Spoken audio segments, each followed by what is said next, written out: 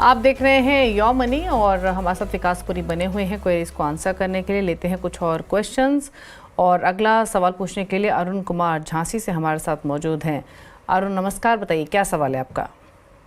जी नमस्ते मैम, मैंने अपने स्कीम भेजी थी मैम। मेरी 11 स्कीम है जिनमें मैं 4000 की SIP, एक SIP कुछ मैं स्कीम में कर रहा हूँ लगभग 2 साल से। 4000 की है सारे म्यूचुअल फंड में। एक्चुअली इसको पोर्टफोलियो को रिव्यू कराना था मैम की स्कीम मुझे भी थोड़ी ज्यादा लग रही है। और मेरा 15 ईयर्स में 6 करोड़ का मेरा लक्ष्य है और एवरी ईयर में 15% से स्टेप अप भी करूंगा। ठीक है, तो पहले एक एक करके आपके सवालों पर राय ले लेते हैं। आपके फंड्स आपने कहा आपको ज़्यादा लग रहे हैं, इनके पास विकास लगभग 11 फंड्स हैं, सही लग रहा है इनको। 11 फंड्स में 4000 ईच डाल रहे हैं। कौन से फंड्स हैं? ICICI large mid cap, Motilal Oswal mid cap, Nippon India multi cap, SBI contra, Parag Parikh flexi cap, HDFC flexi cap, Kotak emerging equity, Kotak multi cap, Invesco India small cap, Motilal Oswal small cap, Edelweiss multi cap. अब इनका सवाल 44,000 की SIP है और 15% step up ये सालाना कर रहे हैं। 15 ईयर्स में 6 करोड़ का टारगेट है। एक चीज़ और बताइए अरुण, अगर आप कनेक्टेड हैं, आपके पोर्टफोलियो की वैल्यू कितनी है अभी? मैम लगभग 8-9 लाख रुपए हो गई है करीबन। ओके, एग्जिस्टिंग पोर्टफोलियो की वैल्यू 9 लाख है। बताइए क्या सजेशंस इनके लिए।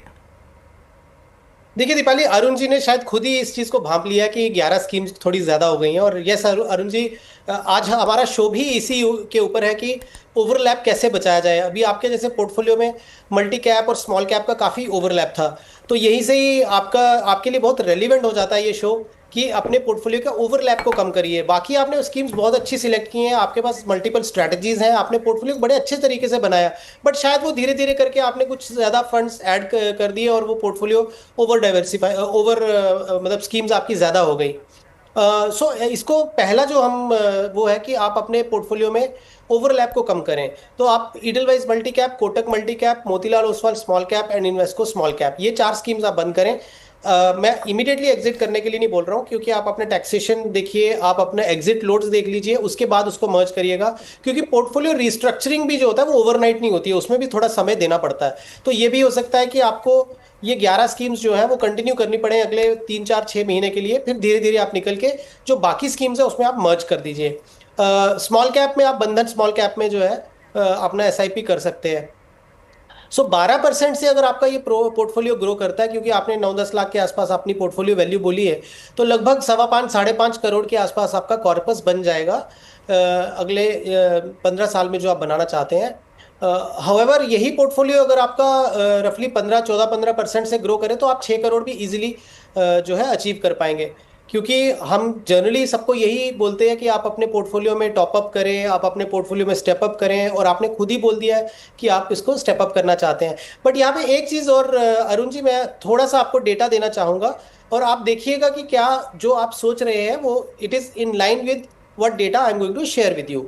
तो यदि 15% का आप स्टेप अप करते हैं तो पहले साल आप जैसे 44,000 का सिप कर रहे हैं, अगले साल आपको ये सिप बढ़ा के 50,600 की करनी पड़ेगी। फिर तीसरे साल आपको ये सिप बढ़ा के 58,190 की करनी पड़ेगी। फिर वैसे ही आपको ये सिप 15% बढ़ाएंगे तो 66,919 की करनी पड़ेगी। मैं आपको एक फिगर दे रहा हूँ, बट आप उसमें ऑब्वियसली एक राउंड फिगर ले लेंगे। बट बाय द टाइम जब आपके 10 साल हो जाएंगे, उस समय आपका हर महीने का जो सिप अमाउंट है वो 1,54,700 के आसपास होगा।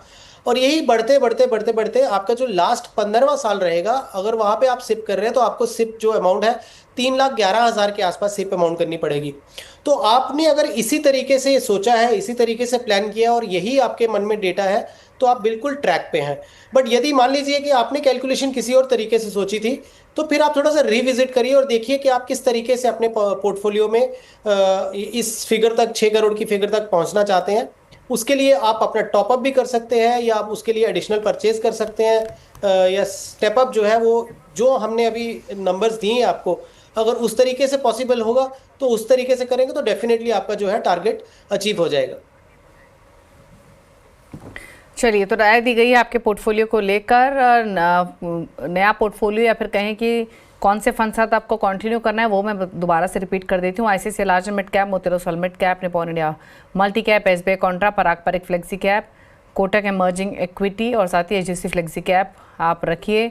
अपने पोर्टफोलियो में। और साथ ही बंधन स्मॉल कैप एक फ़ंड है जो आप रख सकते हैं, ऐड कर सकते हैं। बाकी फंड से निकलने की सलाह है, जिसमें Invesco small cap, Motilal Oswal small cap, Kotak multi cap, advice multi cap है। 6 करोड़ का लक्ष्य आप हासिल कर लेंगे अगर 15% के आसपास के रिटर्न्स आपको मिले। और वैसे भी आप स्टेप अप कर रहे हैं तो कंटिन्यू कीजिए अपनी इस इन्वेस्टमेंट्स के साथ।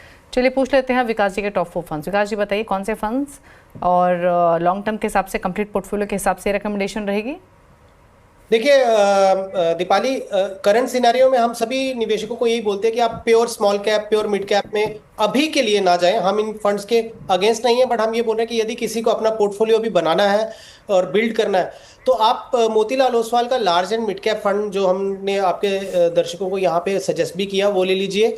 एक आप मल्टी एसेट फंड ले लीजिए, वाइट ओक कैपिटल का मल्टी एसेट ले लीजिए। उसमें आपको गोल्ड का एक्सपोजर भी मिलेगा, सिल्वर का एक्सपोजर भी मिलेगा, इक्विटीज का भी मिलेगा और बॉन्ड मार्केट का भी मिलेगा। तो ये बहुत अच्छी एक स्ट्रैटेजी होती है जहाँ पे आपको हर एसेट क्लास मिल जाती है, लो रिस्क रहेगा और रिटर्न भी बहुत हाई नहीं होगी। लेकिन आप मान लीजिए जो आपका डेट साइड का जो पोर्टफोलियो, उसमें ही एक अच्छा फिटमेंट बैठता है। आईसीआईसीआई प्रू का इंडिया अपॉर्चुनिटीज फंड है, वो ले लीजिए।